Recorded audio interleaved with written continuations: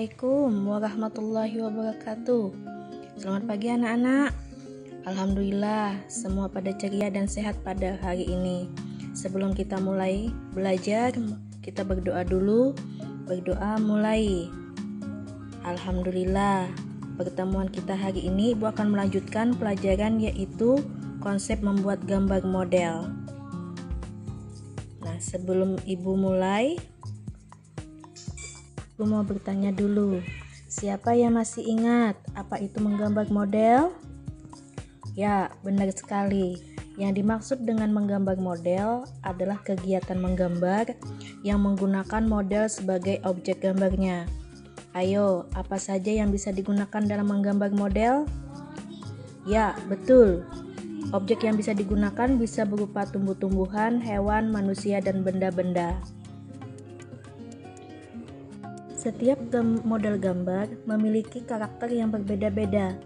Proses menggambar model sebaiknya dimulai dengan bentuk-bentuk global dulu untuk mempermudah penyelesaian gambarnya.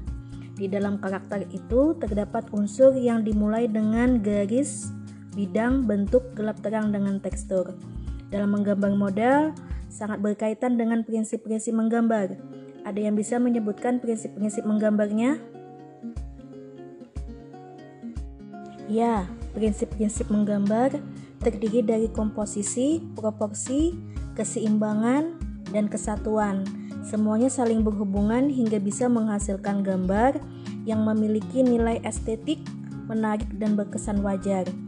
Komposisi merupakan cara menyusun rupanya, sedangkan proporsi perbandingan objek-objeknya, dan keseimbangan itu keselarasan bidang, bagian objeknya, serta kesatuan itu adalah keserasian dalam mengatur objek gambar. Dalam menggambar model ada tahapan-tahapan yang harus diperhatikan, yaitu mempersiapkan objek model, membuat sketsa, memberi gelap terang, dan memperjelas setiap bagian objeknya. Nah, minggu depan kita coba membuat gambar model. Siap anak-anak? Menggambar model ini bertujuan kita dapat menghargai sesama dan mensyukuri nikmat yang telah diberi Allah Subhanahu wa taala. Sebelum Ibu tutup pelajaran ini, ada yang ingin bertanya? Jika tidak ada, pelajaran ini Ibu cukupkan sampai di sini.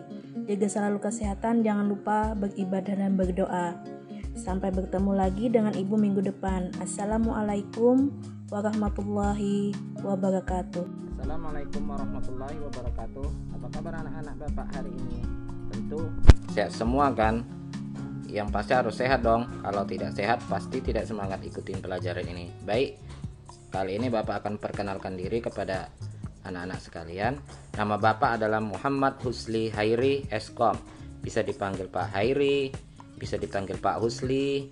Terserah kalian mau menyebutkan atau memanggil nama Bapak siapa, bisa Pak Hairi atau Pak Husli. Oke, hari ini kita masuk pelajaran TIK, pengenalan tentang teknologi informasi dan komunikasi. Apa itu teknologi dan informasi? Pastinya kalimat ini tidak asing lagi di tengah kalian. Oke, ada yang bisa mencontohkan apa-apa saja peralatan teknologi informasi dan apa-apa saja peralatan teknologi komunikasi.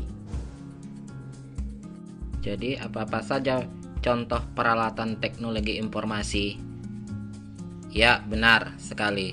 Contoh dari teknologi informasi yaitu radio, televisi, telepon, handphone. Kalau teknologi komunikasi, oke, benar, handphone, tablet, banyak lagi jenisnya untuk peralatan teknologi informasi dan komunikasi.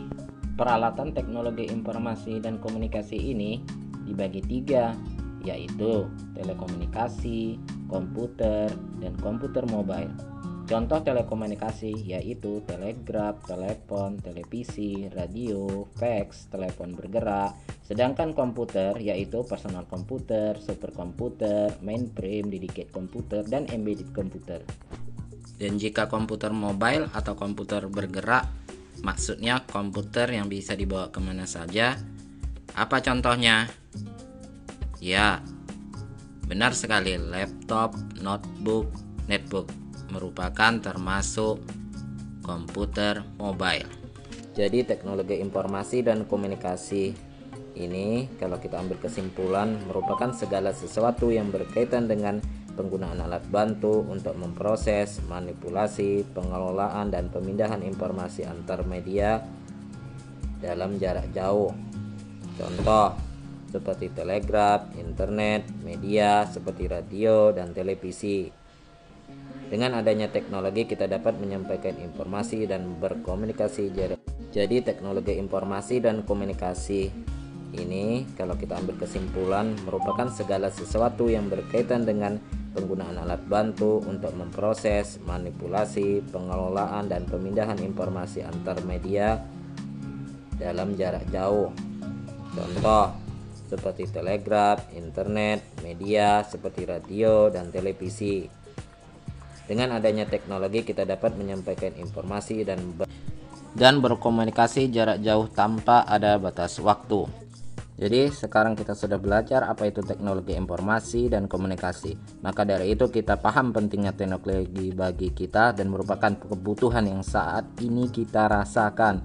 Dan kita harus paham fungsi teknologi tersebut, jangan sampai bisa ketinggalan dari negara yang sudah maju teknologinya. Tetap semangat dalam menguasai teknologi, ambil manfaatnya, jangan diambil dari sisi negatifnya. Oke, sekian dari Bapak, sampai jumpa. Terima kasih.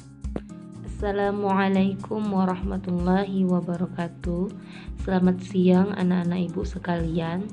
Baiklah, kita perkenalan dulu. Nama Ibu Ayu Andira. Anda bisa panggil dengan Ibu Ayu. Ibu di sini mengajar mata pelajaran bahasa Indonesia. Nah, baik anak-anak, hari ini kita belajar mengenai teks deskripsi. Nah, Ibu yakin kalian sudah tahu apa itu teks deskripsi. Tapi untuk menegaskan kembali, Ibu menganalogikan suatu hal. Misalnya kalian pergi jalan-jalan ke kebun binatang. Kemudian kalian menceritakannya kepada teman bahwa di dalamnya banyak binatang-binatang, ada gajah, ada harimau, menceritakan keadaan kebun binatang, ada buaya yang lagi makan daging dilempari oleh anak-anak yang berkunjung di sana. Nah, seolah-olah pendengar bisa membayangkan bagaimana kondisi objek yang sedang Nanda ceritakan. Nah, itu yang disebut dengan teks deskripsi. Nah, jadi teks deskripsi itu adalah sebuah teks yang menjabarkan atau memaparkan sebuah objek tertentu melalui kata-kata yang dapat merangsang panca indera sehingga pembaca seolah-olah menyaksikan atau merasakan sendiri objek yang dideskripsikan atau digambarkan oleh penulis. Nah, objek yang digambarkan itu kita bisa menggambarkannya berupa keadaan, sifatnya, bentuknya, warnanya, ukurannya, atau hal lainnya yang dimiliki oleh objek tersebut. Nah, nanti Ibu akan memberikan satu contoh teks deskripsi tertulis. Kalian baca nanti teks tersebut. Setelah itu tugas Nanda selanjutnya adalah Nanda deskripsikan lingkungan tempat tinggal Nanda berada. Mungkin di belakang rumah Nanda ada pegunungan yang indah atau ada sawah dan sebagainya. Boleh dideskripsikan. Baiklah anak-anak ibu semua, sampai di sini dulu pertemuan kita pada hari ini. Akan kita lanjutkan pada pertemuan berikutnya. Semoga apa yang ibu jelaskan tadi dapat Nanda pahami, dan silakan dibaca materi yang sudah ibu bagikan pada pertemuan sebelumnya.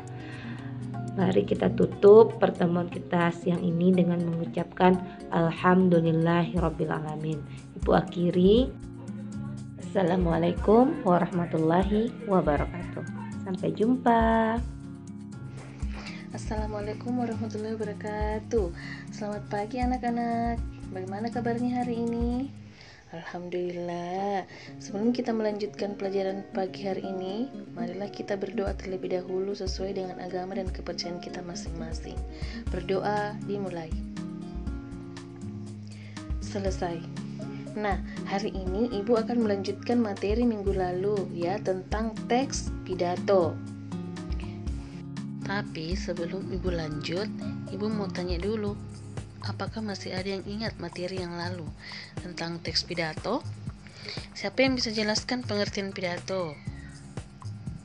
Iya, pidato adalah kegiatan berbicara di depan umum untuk menyatakan pendapat atau memberikan suatu informasi mengenai suatu hal. Nah, sekarang kita lanjut ke jenis-jenis pidato, anak-anak. Berdasarkan cara penyampaiannya, pidato terbagi 4, yaitu yang pertama, pidato impromptu. Pidato jenis ini dilakukan secara spontan atau tiba-tiba tanpa ada persiapan sebelumnya. Kemudian yang kedua, ada namanya pidato memoriter. Pidato ini dilakukan dengan menuliskan naskah, kemudian dihafalkan kalimat demi kalimat ya. Terus yang ketiga, pidato manuskrip, yaitu pidato yang dilakukan dengan membaca naskah dari awal hingga akhir pidato. Kemudian yang keempat, pidato ekstemporan, yaitu pidato yang hanya menyiapkan garis besar atau pokok bahasan yang akan disampaikan. Pidato jenis ini biasanya disampaikan oleh orang yang berpengalaman. Nah, anak-anak, kalian sudah mengetahui pengertian pidato dan jenis-jenis pidato. Semoga kalian bisa memahami, dan Ibu berharap kalian pelajari lebih lanjut lagi materi ini. Mudah-mudahan kalian bisa mempraktekkan sendiri di rumah ya. Untuk pertemuan hari ini cukup sampai di sini ya. Nanti kita bertemu di pertemuan selanjutnya dengan materi yang lain. Sampai jumpa anak-anak. Assalamualaikum warahmatullahi wabarakatuh.